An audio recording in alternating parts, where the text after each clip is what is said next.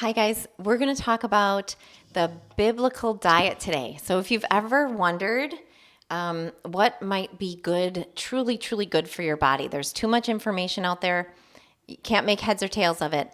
Well, now you will know what the Bible actually says. Okay, so let's go to the very beginning in the beautiful garden where everything is perfect, everything is very good. And God says, after He's created everything, He says, I shall give to you. God said, behold, I have given you every herb-bearing seed which is upon the face of all the earth, and every tree, in the which is the fruit of a tree yielding seed.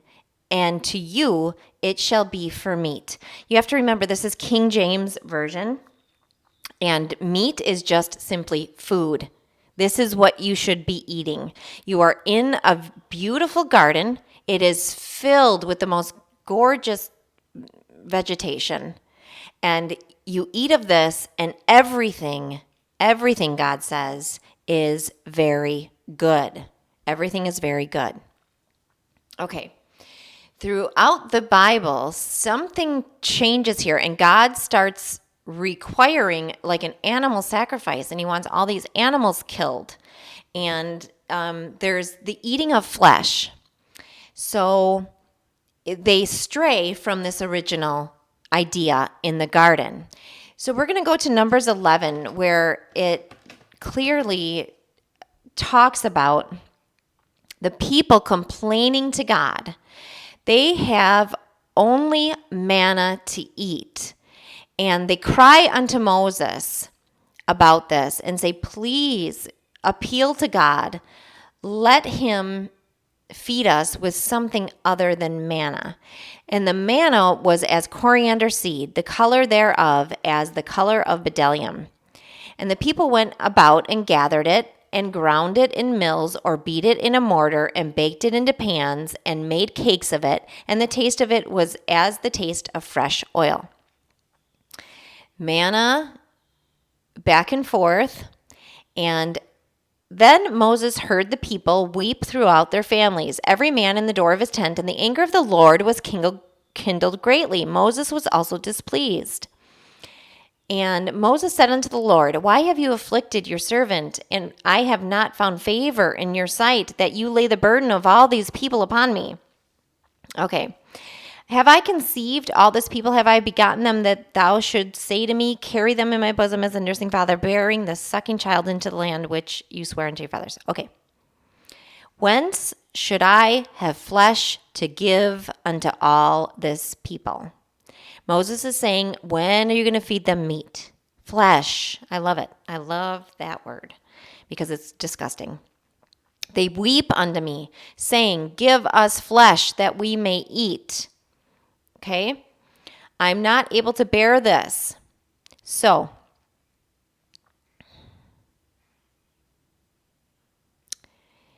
Moses gathers 70 men and brings them to the tabernacle, and I will come down and talk with you there,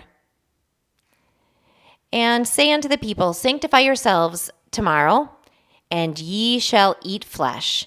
For ye have wept in the ears of the Lord, saying, who will give us flesh to eat?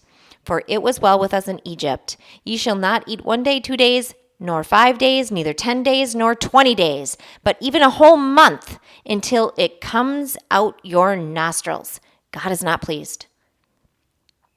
And it be loathsome unto you, because you have despised the Lord which is among you, and you have wept before Him, saying, why came we forth out of Egypt? God is angry that the people are not satisfied with the food that He has provided them, and they are crying for meat, flesh, animals to eat. And God says, fine, you're going to eat it for a whole month straight until it comes out of your nostrils, until it is loathsome to you.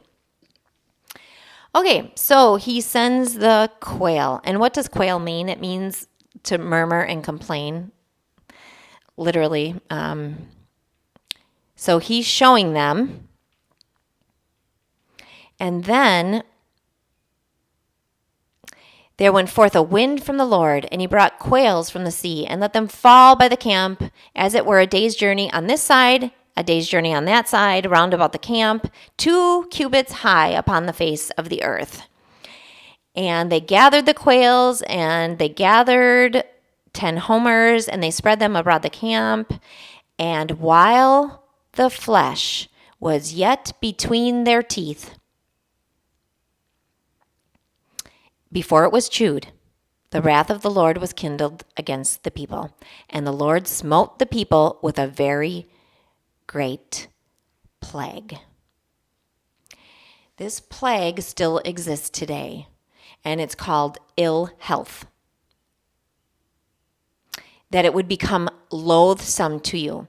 What this means is that it's contrary to the human spirit to be eating a dead animal, to be eating flesh. Despite the rules in Leviticus about eating, God first said, eat the fruits, the vegetables, the trees, the herbs, the plants. Everybody knows on planet Earth that fruits and vegetables are very, very healthy for you, contain all the nutrients, all kinds of vitamins and minerals and micronutrients, and everything is good in fruits and vegetables. And what meat and animal products contain is literally saturated fat, which will turn basically into cholesterol in your blood, and it works against you. There's not many vitamins in meat at all, okay? And there's a few minerals in meat, but nothing that you can't get from the plant kingdoms, okay? So the great plague that he smote them with, literally it's ill health. And if you go do the research, you will see that people who eat a plant-based diet are living longer than those who eat meat and dairy and animal products, and they are healthier and all kinds of things. If you go research, you will find it. So where is this exact sentiment found otherwise? It's a beautiful story, and it's found in Daniel. And Daniel says, okay, they've been taken captive in Babylon, and he's found favor among the king of Babylon, okay? So what happens here, the king of Babylon spoke unto his master of eunuchs that he should bring certain of the children of Israel and of the king's seed and of the princes, children in whom was no blemish, but well favored and skillful in all wisdom and cunning in knowledge and understanding and science, and such as had an ability in them to stand in the king's palace, and whom they might teach the learning of the tongue of the Chaldeans. Okay, so he's calling for a particular type of Israelite to come to his palace and to learn the ways of the Chaldeans, okay? The king appointed them a daily provision of the king's meat. Daniel was included in this group, by the way. And of the wine which he drank. So the king is providing them this lush table of provision and wine, so nourishing them 3 years, that at the end thereof they might stand before the king. Oh, he's preparing them to stand before him. But first they must eat this lavish diet of food and wine from the king's table specifically. They must fatten up, okay? Now among these were the children of Judah, Daniel, Hananiah, Mishael, and Azariah. Okay, so 4 of them, sorry. Unto whom the prince of the eunuchs gave names, and he renamed them all, as you know. But Daniel purposed in his heart that he would not defile himself with the portion of the king's meat, nor with the wine which he drank. He is specifically talking about meat here, and not just food. You will see that here.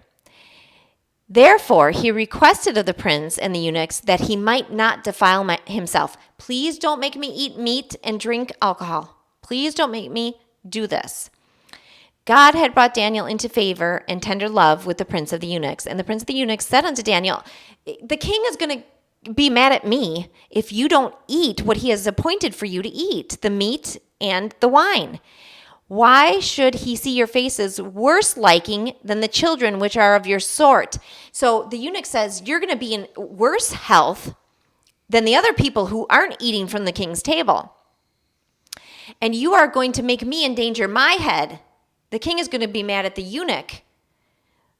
If Daniel doesn't eat the food, the eunuch fears that Daniel will be in worse health, worse liking than the other Israelites out there, okay? Daniel says, prove me. Let me show you something, Daniel says. I beseech you, 10 days. Let them give us pulse to eat and water to drink. Not meat and not wine. Pulse.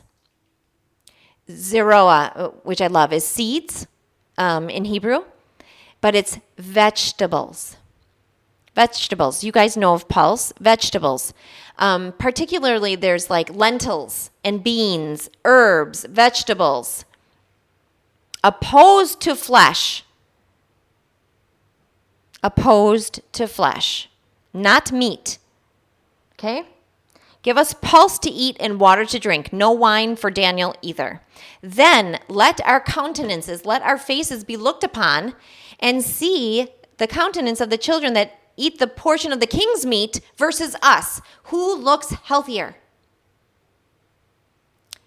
As thou seest, deal with thy servant. As you determine by the look of our faces who looks healthy, then you can deal with us in that manner. So he consented to them in this matter and proved them for 10 days. At the end of 10 days, after eating only vegetables and herbs and pulse and beans and lentils, their countenance appeared fairer and fatter in flesh than all the children which did eat the portion of the king's meat.